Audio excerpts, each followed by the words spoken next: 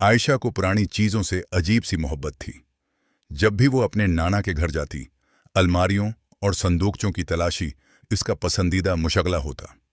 एक दिन छत पर रखे हुए एक बोसीदा संदूक से उसे एक पुरानी सी डायरी मिली।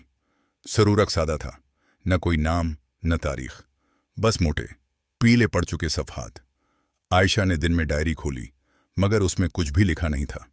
तमाम सफ़हात खाली थे।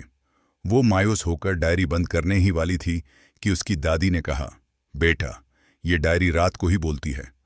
आयशा ने उसे मजाक समझा, मगर इस रात तजस्सुस के मारे वो डायरी अपने कमरे में ले आई। जब आधी रात को उसकी आंख खुली तो कमरे में अजीब सी खामोशी थी। उसने डायरी खोली तो उसके हाथ कांपने लगे। पहले सफ़े पर लिखा था, आज आयशा ने फिर वही गलती की जिससे वो भागती रही है। आयशा का दिल जोर जोर से धड़कने लगा। ये तो उसके दिल की बात थी, वो बात जो उसने किसी को नहीं बताई थी। उसने अगला सफ़ा पलटा। वहां उसके बचपन का एक वाकया लिखा था, लफ्ज़ बह लफ्ज़, बिल्कुल वैसा ही जैसा उसे याद था। अगली रात उसने हिम्मत करके डायरी में खुद कुछ लिखा, मुझे सच से डर लगता है। सुबह जब उसने डायरी देखी तो वो जमला बदल चुका था। सच से डरने वाला हमेशा खुद से हारता है। रफ्ता रफ्ता आयशा को समझ आ गया कि ये डायरी सिर्फ यादें नहीं लिखती, बल्कि इंसान के दिल का बोझ भी जाहिर करती है। उसमें उसकी गलतियां, उसकी खामोशियां और वो फैसले दर्ज होने लगे जो उसने कभी नहीं लिए थे।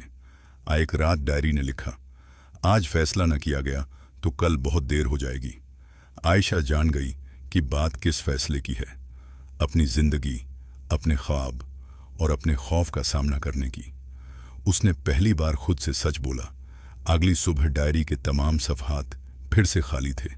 आयशा मुस्कुराई। अब उसे डायरी की ज़रूरत नहीं थी, क्योंकि जो बातें वो कागज़ पर नहीं लिख पा रही थी वो दिल में कबूल कर चुकी थी। खामोश डायरी अपना काम कर चुकी थी।